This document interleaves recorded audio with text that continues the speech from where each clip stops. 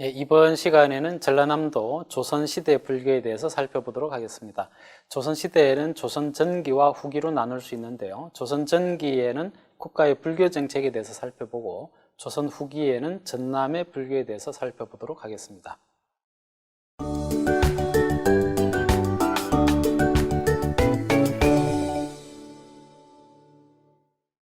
안녕하세요. 조선시대 전남 불교사에 대해서 강의할 저는 순천대학교 사학과에 있는 이종수라고 합니다. 조선시대 불교에 대해서는 조선 전기와 후기로 나눌 수 있겠습니다. 조선 전기 전남의 불교에 대해서는 별다른 기록이 많지 않기 때문에 전남의 불교에 대해서 이제 조선 후기에 대해서 집중적으로 살펴보기로 하고요. 조선 전기는 국가 불교 정책에 대해서 전반적으로 살펴보도록 하겠습니다. 조선 시대에 들었으면 흔히 우리가 이제 숭유억불이라고 이야기를 합니다만은 숭유억불을 해석하자면은 유학을 숭상하고 불교를 억압한다 이런 이제 개념이죠. 물론 이제 조선 시대에 들었으면서 이제 유교 중심의 국가다 보니까 여러 이제 고려 시대까지 있었던 이제 불교적인 어떤 혜택을 없앴던 것은 사실이지만 그렇다고 해서 숭유억불이라고 해서 불교의 신앙적인 요소까지 국가가 없애려고 했다 이렇게 이해하는 것은 좀 곤란하겠습니다. 불교의 신앙적인 측면은 조선 후기까지 계속 유지가 되고요. 다만 불교가 가지고 있던 여러 가지 정치적 권력, 경제적 권력에 대해서는 국가가 억압을 했다 이렇게 이제 보는 것이 좀 더 정확한 이야기라고 할 수 있겠습니다. 왕실에서는 조선 전기부터 조선 후기까지 줄기차게 불교 신앙을 이어갑니다. 왕실에서 이제 불교 신앙을 이어가는 것은 특히 이제 조선 전기에는 불교 의례의 설행으로 이제 많이 나타나고요. 조선 후기가 되면은 왕실의 여러 이제 번영을 위해서 사찰, 즉 이제 원당을 지정해서 이 원당이라고 하는 것은 왕실도 그렇고 양반도 그렇습니다만은 자신의 어떤 복을 기원하기 위해서 사찰에 가서 이제 기원을 하는 겁니다. 그 기원을 할 때 그 사찰을 지정하게 되는데 그 사찰을 우리가 흔히 원당이라고 하는데요. 이 왕실과 양반들은 그 원당에 가서 그 사찰에 가서 여러 가지 이제 복을 기원하는 것이죠. 그리고 또 이 양반들은 흔히 우리가 이제 외유내불이라고 이제 표현을 합니다. 외유내불을 번역을 하자면은 겉으로는 이 외는 이제 바깥이라는 뜻이죠. 겉으로는 유학자이지만 그 속으로는 불교를 신앙한다 이런 이제 의미거든요. 그러니까 이 양반들은 겉으로는 유학자이기 때문에 이제 불교를 억압해야 된다고 이야기하지만 실질적으로 불교 신앙을 가지고 있는 경우가 이제 굉장히 많았다는 겁니다. 또 이걸 이제 살짝 바꿔서 해석을 하자면은 즉 이제 바깥 사람은 유학자인데 안 사람은 이제 불교 신앙을 한다 이렇게도 이제 해석할 수 있겠는데요. 그러니까 다시 이야기해서 조선 시대에는 숭유억불이라고 이야기하지만 유학을 숭상하면서도 신앙적인 측면, 즉 이제 특히 사후의 문제, 죽음의 이런 문제에 대해서는 유교가 제대로 설명해주지 못하고 있기 때문에 이런 부분들에 대해서는 불교가 신앙적인 역할을 담당했다 이렇게 이제 볼 수 있겠습니다. 그러나 앞서 말씀드린 대로 유학의 나라였던 조선은 불교가 가지고 있던 여러 이제 정치, 경제적인 권력에 대해서는 박탈을 해가는 그런 과정을 거치는데 그런 과정이 조선 전기에 차츰 이루어져서 완성된다 이렇게 이제 볼 수 있겠습니다. 태종 때에는 11개 종파, 즉 이제 고려시대 이래로 전개되어 왔던 불교의 11개 종파를 7개로 축소했다 이런 이제 기록이 보입니다. 이제 이 11개 종파 가운데에서도 이제 교종으로는 화엄종과 법상종, 선종으로는 선문구산의 조계종과 천태종 이 4가지 종파를 제외하면 나머지 종파에 대해서는 우리가 잘 알지는 못합니다. 이름 명칭만 나와 있고 나머지에 대해서는 자세히 나와 있지 않은데요. 어쨌든 조선왕조 실록에 이 11개 종파를 태종대의 7개로 축소해서 공인했다 이런 이제 기록이 나오고요. 그 외에 242개의 사찰에 소속되어 있던 전지, 즉 이제 논밭이 되겠죠. 이런 전지에 대해서만 인정을 하고 나머지는 국가의 것으로 이제 몰수하는 이런 이제 기록들도 보입니다. 그리고 또 사원노비, 8만 명을 속공, 즉 이제 국가로 귀속시켰다는 것이죠. 전체로 보면 한 5분의 1 정도가 되는 것으로 파악이 됩니다만은 이런 사원 노비를 속공했다 이런 이제 기록들이 보이고요. 그리고 이런 어떤 그 방향성은 점차 계속 이어졌다 이렇게 이제 볼 수 있는데 이 세종 때에는 7개의 종파를 선종과 교종의 양종, 즉 이제 양종이라는 말은 2개의 종파다 이런 말이죠. 그러니까 선종과 교종으로 축소했고 또 242개 사찰의 전지를 인정하던 것을 선종 18개사 그리고 교종 18개사, 즉 이제 합치면 36개 사찰이 되겠죠. 거기에 소속되어 있는 전지만을 인정하고 또 고려시대부터 쭉 이어져 왔던 성록사, 즉 이제 성녀들의 여러 가지 성적이라든지 또 주지 발령이라든지 여러 가지 성녀들의 행정을 담당했던 성록사를 폐지하는 이런 이제 정책을 펼칩니다. 그런데 이제 그 세종의 아들이었던 세조는 오히려 또 이제 불교 중흥을 하는 그런 이제 불교를 신앙해서 불교 중흥을 이루었던 그런 이제 왕이었죠. 강경도감을 설치한다든지 이제 이렇게 이제 불교 중흥을 합니다만은 그러나 큰 틀에서는 불교의 정치, 경제적 권력을 박탈했던 방향으로 나아갔다 이렇게 볼 수 있습니다. 성종대에는 이제 성녀들이 도성에 출입하는 것을 금지했다든지 중종대에는 선종과 교종 이 2가지 종파 자체를 완전히 이제 폐지했다든지 또 성과를 폐지했다든지 이런 이제 기록들이 보입니다. 선종과 교종을 폐지했다고 해서 불교 자체를 없애는 것이 아니라 선종과 교종 즉 이제 이런 종파들이 국가가 인정하던 것을 국가가 인정하지 않았다는 의미입니다. 그래서 이제 불교 신앙 자체는 계속 유지된다고 이제 볼 수 있겠죠. 그리고 명종대에는 문정왕후가 수렴청정을 하면서 선교 양종을 부활한다든지 또 성과를 부활한다든지 이렇게 이제 불교 중흥책을 이제 펼칩니다만은 그런 이제 문정왕후가 돌아가신 이후에 다시 이 모든 것들이 이제 폐지되면서 불교의 정치적, 경제적 권력이 완전히 국가 권력으로부터 배제되었다 이렇게 이제 볼 수 있겠습니다.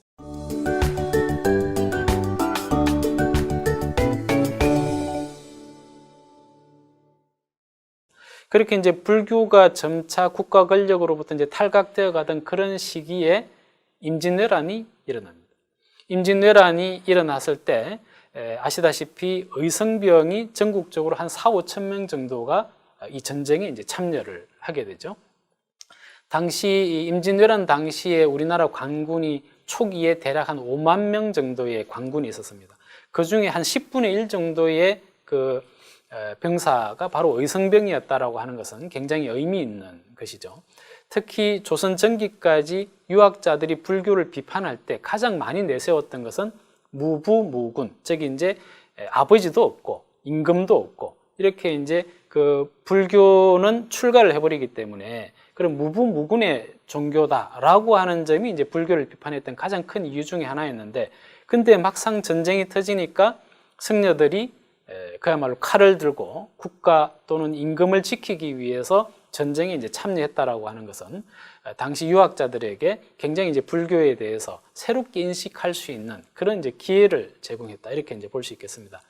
이런 의성병 중에서도 전라남도 지역의 의성병들은 특히 이순신 장군의 수군에 이제 참여했던 그런 기록들이 이제 보이는데요. 옥형이라든지 자온이라든지 이런 이제 스님들을 중심으로 해서 대략 한 300여 명의 수군에 참여했던 의성병들이 확인되고 있습니다. 그 외에도 이제 많은 의성병들이 있었겠습니다만은 이 전라남도 지역은 이제 아무래도 바다가 가깝기 때문에 이순신 장군 수군 참여가 이제 대표적이다 이렇게 이제 볼 수 있을 것 같습니다.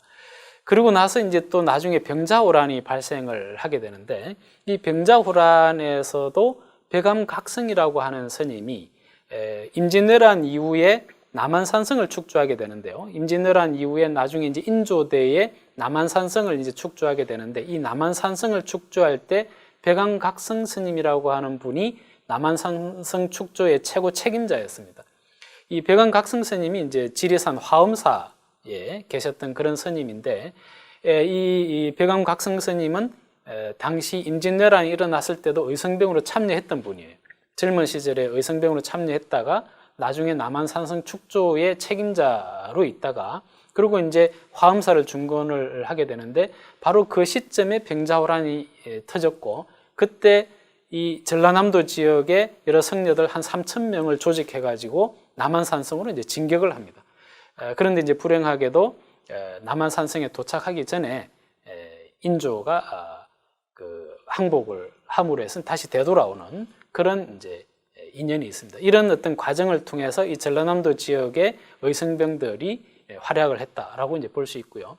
그리고 전쟁 이후에는 전국적으로 의성병들이 하나의 이제 그 군사 조직화 되어 가지고 전국에 있던 여러 이제 산성들을 축조한다든지 또 수비한다든지 이런 역할을 맡게 됩니다. 대표적으로 지금 화엄사 각황전을 조성했던 계파성능이라고 하는 이 스님은 나중에 북한 산성 축조의 이제 주 책임자로 이제 가게 되는데요. 이런 이제 계파성능 스님이라든지 그 외에 많은 성녀들이 전라남도 여러 산성의 축조에 동원되었다든지 수비를 담당한다든지 그렇게 이제 볼 수 있겠습니다. 다시 이제 백원각성 스님으로 이제 돌아와서 조금 더 부연 설명을 하자면요. 지금 이제 화면에 보시는 이 그림은 이제 화엄사 일주문입니다. 이 화엄사 일주문의 그 현판을 보면 지리산 화엄사라고 이렇게 되어 있고 옆에 좀 작은 글씨가 세로로 이렇게 이제 되어 있고요. 그리고 또 이제 대웅전의 현판도 이렇게 되어 있고 그 현판에 한쪽에 이제 작은 글씨가 있습니다만은 그 작은 글씨를 해석해 보면 이렇게 되어 있습니다. 그 작은 글씨는 일주문에 있는 작은 글씨와 대웅전에 있는 작은 글씨의 그 내용이 이제 거의 이제 같습니다. 그 내용을 보면은 숭전 9년 병자년, 즉 이제 이 병자년은 바로 병자호란이 일어났던 1636년을 말합니다. 그 병자년 8월에 의창군 이광이 썼다 이런 이제 기록이 있는데 이 말은 화엄사 중건을 병자년 8월에 거의 마무리했다는 이야기예요. 근데 병자호란이 일어난 그 이제 달은 12월입니다. 그러니까 병자호란, 즉 이제 병자년 12월에 청나라 군대, 당시 이제 여진족이 우리나라를 이제 쳐들어 왔습니다. 그래서 이 이제 화엄사를 중건을 거의 완료를 하고, 즉 이제 앞에서 의창군이라고 되어 있듯이 국가 왕실의 도움을 받아서 화엄사를 중건을 했는데, 앞서 이제 말씀드린 대로 백안각성은 남한산성 축조에 공이 있었기 때문에 왕실과 인연이 많았습니다.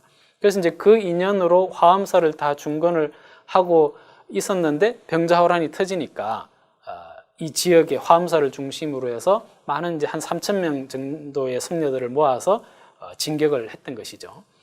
결국 이제 그런 것은 이제 무용지물이 되어 버렸습니다만은 그러고 나서 이제 그 이후에 이제 이 화엄사의 각황전을 세우게 되는데 이 화엄사 각황전은 대략 이제 1703년에 다 이제 완성이 됩니다.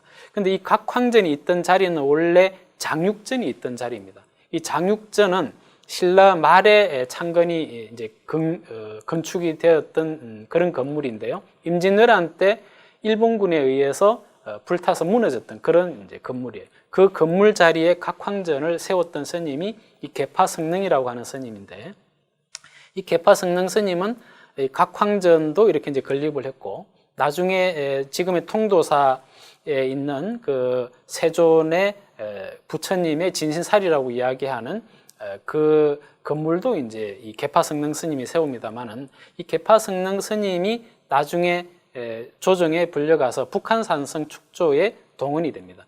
이 북한산성 축조에 이제 계파성능 스님이 이제 큰 공을 또 세우기도 하는데요. 이제 이 각황전을 세울 때도 바로 이제 왕실의 도움을 받아서 그 기록에 보면은 형조참판 이진유가 이제 그 현판을 쓴 이제 그런 기록이 있는데요. 왕실과 또는 신하들의 도움을 받아서 이 각황전을 건설했던 것을 확인해 볼 수 있습니다. 이렇게 이제 그 의성병들을 중심으로 해서 이 전라남도 지역에 조선 후기 불교가 이제 점차 그 활성화되는 그런 이제 어떤 그 과정을 거치게 되고요. 그리고 이제 전라남도 지역에 이제 중요한 어떤 불교사의 사건으로서 이야기될 수 있는 것은 가흥대장경의 전례입니다. 이 가흥대장경이라고 하는 것은 중국 명나라 말기부터 해서 청나라 초기에 걸쳐서 약 한 100년 정도에 걸쳐서 민간에서 민간 사찰에서 간행한 대장경입니다. 대장경이라고 하는 것은 이제 중국 송나라 때부터 해서 매 그 왕조 때마다 만들어지게 되는데요. 이 가흥대장경은 이제 그 이전의 대장경하고 좀 다르게 흔히 우리가 이제 방책본이라고 이야기하는데, 방책본이라고 하는 것은 네모난 책이다, 이제 이런 의미인데요. 그 이전의 대장경은 두루마리 형식, 즉 이제 우리 이제 감아서 이렇게 이제 하는 그런 이제 권자본 형식인데, 이 가흥대장경부터는 이제 네모난 오늘날의 책처럼 방책본 형식으로 이제 만들어졌던 책인데, 이 가흥대장경을 중국에서 만들어서 일본으로 수출을 했습니다. 당시 이제 명나라하고 청나라가 이렇게 이제 서로 교체되는 이런 과정 속에서 이 가흥대장경을 만들었던 이 이제 세력과, 그리고 이 가흥대장경을 입수를 해서 일본에 수출해서 그 어떤 수익금이나 이런 것을 가지고 청나라에 대항하려고 했던 이런 세력들과 이제 관련이 있습니다. 근데 이 가흥대장경을 이제 중국 본토에서 이제 만듭니다만은, 당시 오늘날의 대만이죠. 그 대만 지역을 정성공이라고 하는 당시 청나라에 대항했던 명나라의 잔존 세력이 이 대만에 이제 거주를 하게 되는데요. 대만을 거점으로 해서 청나라 세력에 이제 대항을 하고 있었는데요. 중국 본토에서 가흥대장경을 수입을 해가지고 이 대만에서 일본으로 수출을 하게 됩니다. 그러니까 이제 대만에서 일본으로 이제 배가 가겠죠. 대만으로 이제 여러 차례 일본으로 이제 가면서 이 가흥대장경을 비롯해서 많은 이제 불교적인 어떤 그 기구라든지 또는 여러 가지 어떤 물품들을 일본에 수출하면서 거기서 남은 수익금으로 명나라 군대에 대항하고, 이런 이제 그 본거지가 바로 이 대만인데요. 그 대만에서 출발했던 배가 1681년에 출발했던 배가 태풍을 만나서 우리나라 전라도 임자도에 도착을 하게 됩니다. 그러니까 이제 태풍의 이 풍랑을 따라서 임자도에 이제 표류하다가 임자도에 이제 정착을 이제 하게 되는데요. 이 임자도로 이제 왔던 이 배 속에 있던 많은 이제 불구와 또 이제 책들이 있겠죠.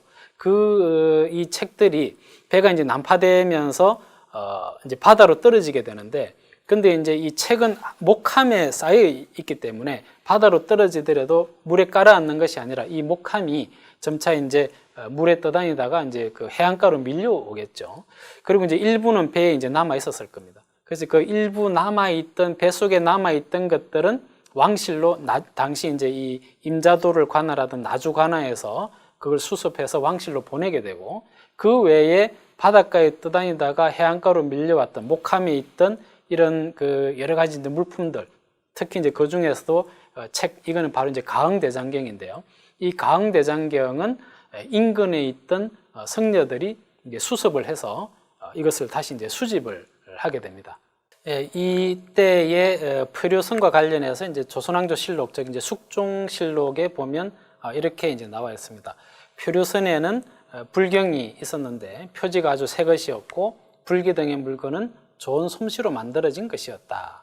그것들이 물에 떠다니다가 조수에 밀려와 잇따라 전라, 충청도 등의 바닷가 여러 포구에서 건졌다. 이런 이제 기록들이 보입니다. 그 서적의 총계는 1,000여 권이었다. 이렇게 이제 보이는데요.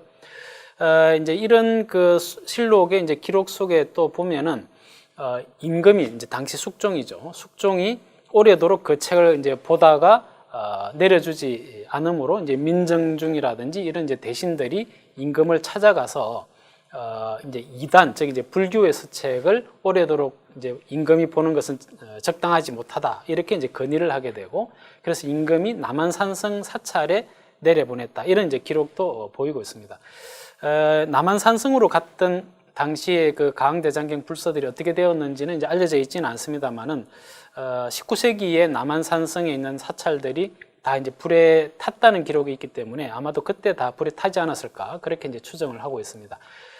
그런데 이제 이때 표류해 왔던 이 불서들 중에서 일부는 당시 이 전라도 인근에 있던 성녀들이 이제 수습을 이제 했단 말이죠. 그렇기 때문에 그렇게 수습된 불서들은 이 전라도 지역에 유통이 되었을 것으로 그렇게 이제 생각해 볼 수 있을 것 같습니다.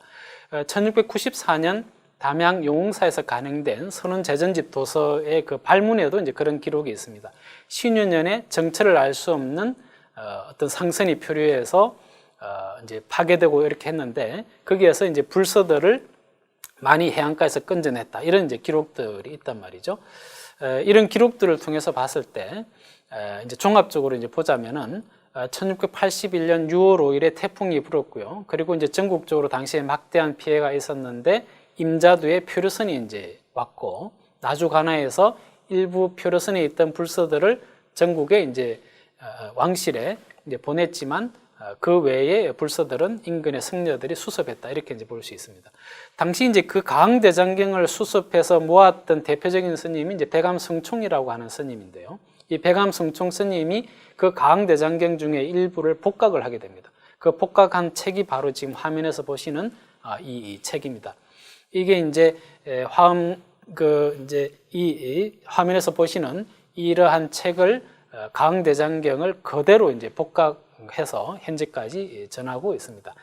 이 백암승총이라고 하는 이 스님은 이제 당시 영광불갑사에 주석을 하고 있었는데 표류선의 불서들이 해안가로 밀려와서 이제 곳곳에 있다는 이야기를 듣고 곳곳에 있던 그런 그 목함들을 직접 수집했을 뿐만 아니라 또 이제 본인이 직접 수집하지 못했던 여러 불서들 같은 경우는 인근에 이제 여러 사찰에 나눠졌겠죠. 그래서 이제 그런 불서들을 갖다가 일일이 수집을 해서 이제 간행을 하려고 이렇게 합니다. 그래서 이 백암승총 스님이 1700년까지 주로 이제 지금의 나간 진광사입니다. 지금은 이제 보성으로 들어가 있는데요. 그 나간읍성에서 이제 가까운데 저기 이제 보성 쪽에 진광사라고 하는 절이 있었습니다. 지금은 이제 폐허가 돼서 이제 진광리라고 하는 그 마을로 바뀌었습니다만은 그 진광사를 중심으로 해서 가항대장경을 비롯해서 이제 많은 불서들을 이제 간행하게 됩니다. 근데 이제 이런 불서 간행이 당시 조선 후기 불교계에서 이제 큰 영향을 미쳤다는 것이 이제 중요한 것입니다. 지금 표에 보시는 바와 같이 백암승총 스님이 간행했던 불서의 목록인데요. 여기 있는 목록들은 대부분 사찰 강원의 교재로 쓰이던 그런 이제 불서들입니다. 그러니까 백암승총 스님이 불서를 가항대장경을 중심으로 해서 이제 불서를 수집해서 복각 내지는 간행을 할 때 강원의 교재를 중심으로 간행을 했다는 것을 여기에서 이제 알 수가 있는 것이죠. 즉 무조건 간행한 것이 아니라 강원에서 사용되는 그 교재를 중심으로 간행함으로 해서 강원 발전에 큰 영향을 미쳤다 이렇게 이제 볼 수 있겠습니다. 그래서 오늘날 우리가 사찰 강원 발전에 기여했던 인물로 이야기할 때 가장 먼저 거론하는 분이 바로 이 백암승총이라고 하는 스님이다 이렇게 이제 볼 수 있겠습니다. 그래서 이 백암승총 스님이 불서를 간행하게 된 결정적 계기가 바로 가항대장경이 표류선에 의해서 전래되었던 이제 그런 사건이기 때문에 이 가항대장경이 우리 한국 불교사에서 차지하는 비중이 매우 크다 이렇게 기본적으로 이야기할 수 있겠습니다. 이런 가항대장경 중에서도 가장 큰 영향을 미쳤던 것은 이제 화엄경소초입니다. 이 화엄경소초는 조선 후기에 3번에 걸쳐서 간행이 되는데요. 이것은 이제 90권 80책의 아주 방대한 그런 이제 분량입니다. 이 화엄경소초는 강원의 이력 과정, 즉 이제 교육 과정에서 최종적으로 배우는 단계의 그런 이제 교재입니다만은 이 교재가 전국적으로 붐을 일으키면서 이제 3번에 걸쳐서 이제 간행되었을 정도다 이렇게 이제 볼 수 있고요.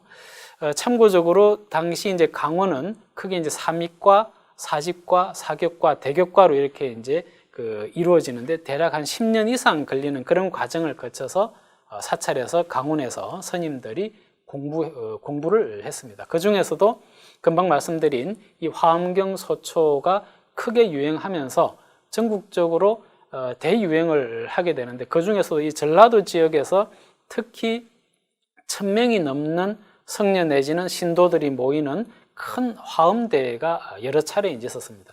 대표적으로 백암승총 스님이 이 화엄경소초를 간행하면서 순천 서남사에서 개최했던 화엄대회로부터 시작해서 1725년 이제 김제 금산사는 전북입니다만은 거기에서 환성지안이라고 하는 스님이 1400여 명의 대중을 모아놓고 화엄대를 했고요. 그리고 1754년에는 순천 서남사에서 상울세봉이라고 하는 스님이 화엄대를 개최했을 때는 1200여 명이 모였다 그럽니다. 그리고 또 1785년에는 구례 화엄사에서 해암윤장이라고 하는 스님이 이 화엄대를 개최했을 때는 1,500여 명이 모였다고 하는 그런 이제 기록들이 보입니다. 이런 기록들을 통해서 당시 화엄대가 크게 성행했고, 그 계기는 바로 화엄경 소초의 간행이었고, 화엄경 소초가 간행될 수 있었던 것은 강대장경의 우연한 전례, 이렇게 이제 볼 수 있겠습니다. 그리고 이런 강운에서는 여러 이제 사기들이 만들어지는데요. 이 사기라고 하는 것은 필사된 것들입니다. 이제 강의 노트인데요. 그 대표적인 사기가 연담유일의 사기, 무감채눌의 사기, 백파긍선의 사기, 이런 사기들로 이야기할 수 있겠습니다. 지금도 이제 이 사기는 연구 중에 있기 때문에 좀 더 이제 내용적인 사상적인 측면은 좀 더 시간이 필요할 것으로 이제 그렇게 생각됩니다. 그리고 이제 마지막으로 이제 전라남도 지역과 관련해서 이야기할 수 있는 것은 청어계와 부유계의 어떤 성립, 그리고 사상 논쟁, 이런 부분을 이야기할 수 있겠습니다. 조선 후기 불교를 이야기할 때 이제 청어계와 부유계를 이야기하는데요. 청어계라고 하는 것은 임진왜란 의성병을 중심으로 해서, 이제 청어는 서산대사 청어휴정의 청어를 이제 딴 표현입니다. 임진왜란 의성병을 중심으로 해서는 청어계가 형성이 되고요. 그리고 이제 병자오란에서는 백암각성 스님이 이제 큰 역할을 하는데, 백암각성 스님의 서성이 부유선수라고 하는 스님입니다. 그 부유선수의 부유라고 하는 글자를 따서 이제 부유계가 형성이 됩니다. 그러니까 청어계는 전국적인 어떤 그 계파로서 성장을 하고요. 부유계도 물론 전국적으로 성장을 합니다만, 이 전라남도 지역을 중심으로 해서 이 부유계가 이제 발전을 하게 되는데, 이 청어계와 부유계가 이 전라남도 지역에서는 대표적으로 청어계는 해남 대흥사를 중심으로 해서 발전을 하고요. 부유계는 순천 송광사를 중심으로 해서 발전을 합니다. 해남 대흥사에서는 나중에 서산대사의 충의를 기리는 표충사를 이제 건립하게 됩니다만은 18세기 후반에요. 이 18세기 후반에 이제 표충사를 건립하면서 청어계의 대표적인 종찰로서 자부를 하게 되고, 부유계는 순천 송광사를 중심으로 해서 앞서 말씀드린 백암승총이 중심이 돼서 그 부유계의 정체성을 확립했던 그런 사찰입니다. 그리고 이제 이런 청어계와 부유계 사이에서는 서로 간에 이제 그 사상적인 논쟁을 벌이게 되는데, 가령 심성 논쟁이 이제 18세기 후반에 일어납니다. 연담유일은 청어계를 대표하는 강사고, 무감채눌은 부유계를 대표하는 강사인데요. 이 두 스님 사이에서 어떤 심성과 관련해서 청어계의 연담유일은 일성론을 주장하게 되고, 부유계의 무감채눌은 다성론을 주장하면서 연담유일은 불교의 본질은 일성론이다 라고 주장하는 데 대해서 부유계의 무감채눌은 다성론이다, 이렇게 주장을 하기도 합니다. 이런 이제 부유계와 청어계의 어떤 심성 논쟁이 있었고, 그리고 이제 청어계 내부에서도 이제 선논쟁이 일어나는데요. 이 선논쟁은 지금까지 이 한국 불교사에서 조선 후기 불교를 이야기할 때 가장 대표적으로 이야기되어 왔던 그런 이제 논쟁입니다. 백파긍선이라고 하는 스님과 초이의순이라고 하는 스님의 논쟁이 되겠습니다만은, 이 논쟁의 핵심은 백파긍선은 삼종선이라고 하는 것을 이제 주장을 하게 되는데요. 그 사상적인 측면은 좀 깊이 들어가야 되기 때문에 생략을 하고요. 백파긍선은 삼종선을 주장했고, 초이의순은 사종선을 주장했다, 이런 이제 내용입니다. 그런데 이런 주장에 대해서 추사 김정희가 여기에 이제 가담을 해서 백파긍선에게 편지를 보내가지고 초이의순의 입장을 지지하게 됩니다. 그러면서 이제 이게 세상에 좀 더 이제 널리 알려지게 됐고요. 그리고 그 이후에 우담홍기라고 하는 스님은 의순의 견해를 지지하고, 또 설두유행이라고 하는 스님은 백파긍선의 견해를 지지하고, 또 축원진화라고 하는 스님은 다시 또 초이의순의 견해를 지지하면서 조선 후기까지 근대 시기까지 이어져 왔던 것이 이 선논쟁이라고 할 수 있겠습니다. 네, 이상으로 조선시대 불교 전남 지역 불교사에 대해서 간단하게 말씀드렸습니다.